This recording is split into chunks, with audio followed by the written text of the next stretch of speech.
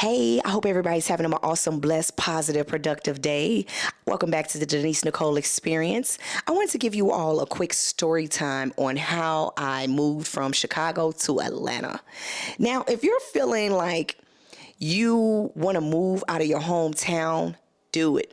I am here to tell you, do it. Because a lot of the times living in our hometown can hinder us. It can hinder us from our journey, from our growth, from new experiences. And you can't get certain things in your hometown. You might just need to move. Back in 2007, I wound up visiting Atlanta for the first time. I came down here with a childhood friend at the time. She was familiar with Atlanta because she had lived in Atlanta. And I wound up pulling up to her mom's house, and she was on the phone planning her next trip to Atlanta. And I'm like, I want to go. So I easily inserted myself. I'm like, we could drive my car because I had a brand new car that I got from one of my exes. And the plan was set in motion to leave on Tuesday and come back on a Sunday. Okay, plenty enough time to party and kick it. And so we wind up leaving, making a 9-hour drive to Atlanta. Now, prior to me taking that trip, I hadn't been anywhere, besides like Indiana, Wisconsin, Michigan, like the surrounding states of Illinois. So I ain't really go nowhere, and I really wasn't a party girl at all. Like, I didn't do no clubs and nothing like that. I was 21, but I didn't really party like that. No, I was 22. Was I 22? I think I was 22.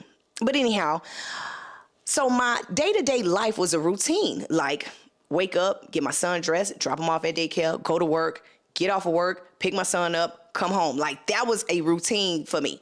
And I felt like I was missing something. Like, I had found myself in like a relationship, but that had ended. So, I was single, and I just still was feeling like I was missing something, like something in my life was missing.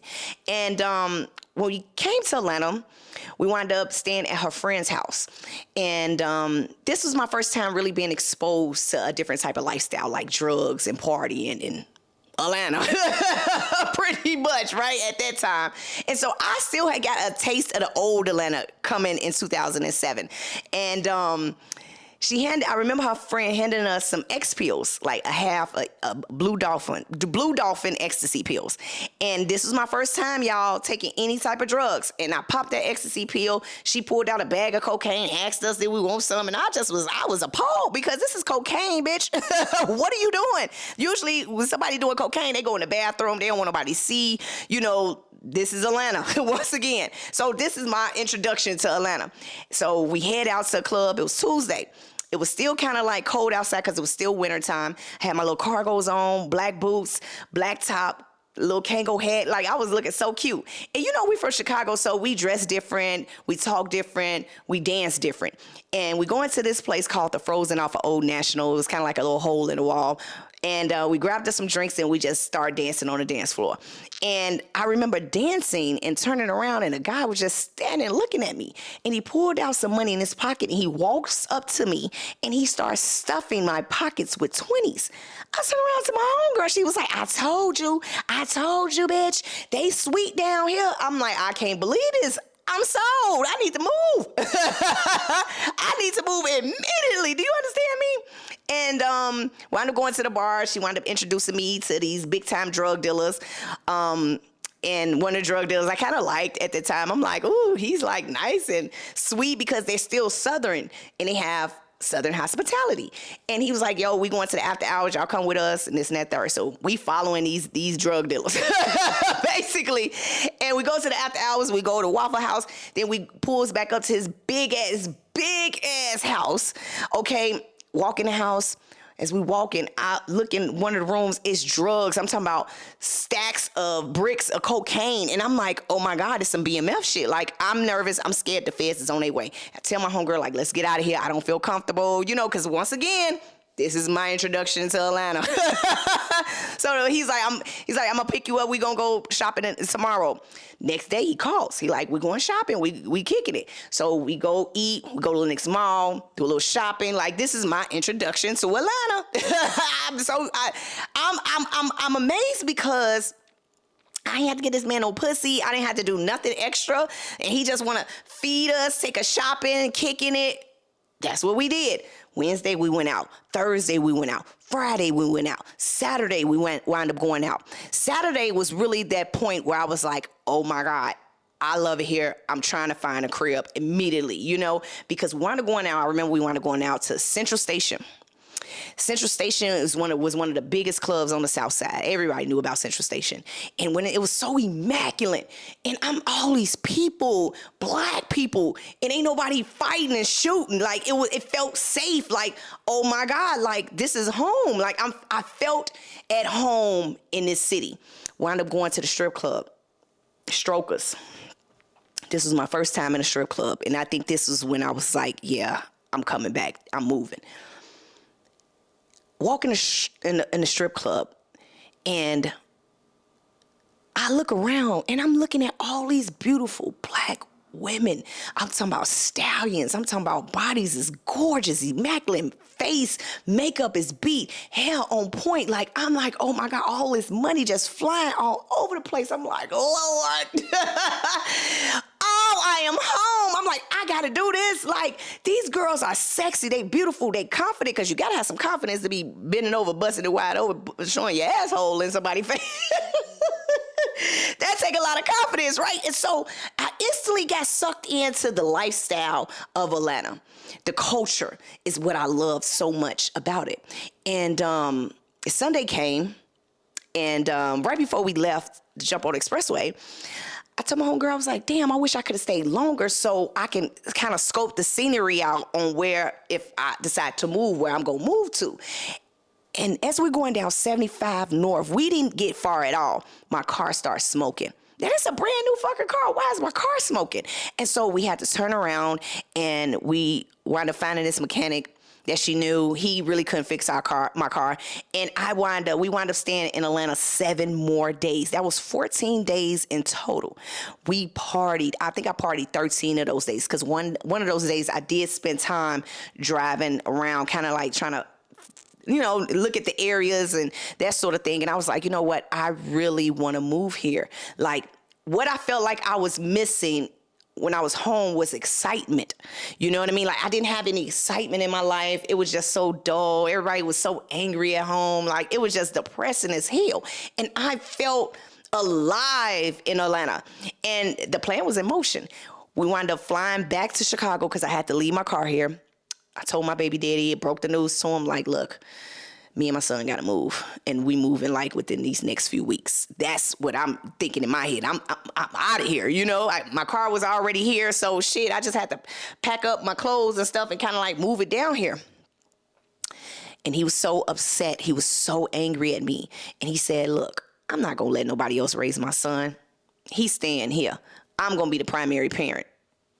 And who am I to stop him? Who am I to stop him now? We're going to get into that in another segment about that. But I was like, okay, that'll be cool, because that'll give me a chance enough to come down to Atlanta, get my shit on point. That way we can like split the visitation. Like, he here for the summer, or he up there for the school year, that sort of thing, right?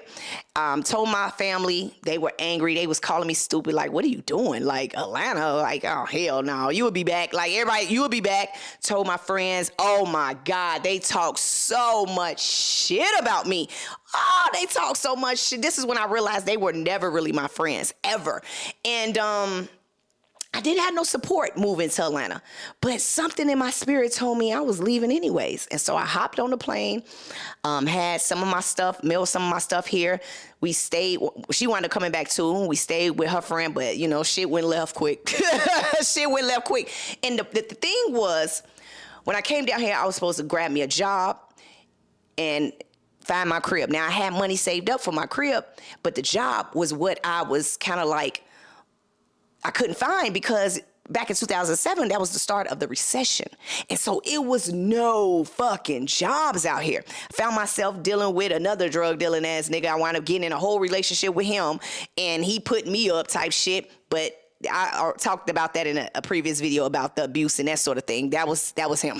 But anyhow, just wind up losing my mind in Atlanta. I lost my mind.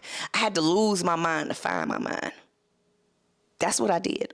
I lost my mind to find my mind because I was already lost mentally moving here because I didn't have a good relationship with my mom, had mommy issues and shit. I felt like I didn't like my life. Like everything about me was just angry and bitter and just like, I didn't have no self-love. And because I didn't have no self-love, I didn't have no boundaries. And so I found myself in fucked up situations time and time and time and time and time and time and time again. And I didn't have no real plan when I moved here. And I didn't move back home. I did not give up. I didn't want to give up because I didn't want to feel like a failure either. I kept at it and kept at it. And I'm talking about I hit rock bottom until I came back up. And I wouldn't change my decision for nothing in the world. I would have did it again. And I'd do it again. But the difference this time is I think I would have a better plan in motion. So if you feeling like you want to leave your hometown, you want to move to a new city, new state, go scope the scenery out, see about the job market, save up some money, don't move nowhere and you ain't got no funds. I'm telling you, you're going to find yourself right back home. Like I had to do what I had to do. I'm just being serious. I did what I had to do. I found myself in such a crazy lifestyle here in Atlanta. I got so many stories. We're going to get into it. But it molded me. It shaped me into the person I am today. And I'm so proud of myself that I took a chance. It was times I was scared. I mean, I didn't have nobody. I was by myself, like no family, no nothing. And I had to stick that shit out. And I did. I told myself I wasn't giving up, and I did not give up. Now, when I look back on it, I'm like, oh my God. And I look at all the things that I accomplished. Like I'm sitting in a gorgeous house. I drive me a nice car. I make hella good money. I'm an entrepreneur. I do me how I do me. I'm just loving on me, and because I went through so much by just moving from my hometown, that is what made me who I am today. And I am a part of Atlanta. I've been here since 2007. Do I ever see myself moving? I don't know. Probably later on. Like once I'm really up in the millions, then I might. Bitch, I need to be out some water, okay? But I tell you this story time because there's somebody out there who probably is thinking about moving or having this empty feeling in the inside. That's because you need new experiences. You need to get out of your comfort zone of where you're at. It's okay to leave people behind, man. This is what life is about. What about what you want in life? You can't sit back and be home because I don't want to leave my parents. I don't want to leave my family. I don't want to leave my friends. I don't want to leave everything that I've always known. But why not? Why not take a chance? Why not take a chance on a new life? You can move to a new city and state and be whoever it is you want to be. You can really dive into who you're really meant to be. You can experience the things that you can't experience at home right now. And if somebody out there who moved from one city to another state to another, share in the comments your story. Let us know how you overcame the obstacles because you're going to go through some shit. I'm just saying, I don't give a damn. You go through some shit. Okay, it may become depressing at times. It may feel like the world is just closing in on you. But I'm telling y'all, man, if y'all stick it out. I'm telling you, you are going to prosper. You are going to prosper. So if something in your spirit, in your soul is leading you to somewhere else, you need to follow it. If your intuition is telling you, man, I need to move to Hawaii, you need to start making plans to move to Hawaii because it is something in another state that is meant for you. I hope everybody continues to enjoy their day. Remember, don't let the devil stand in your way. Brush them off. Until next time.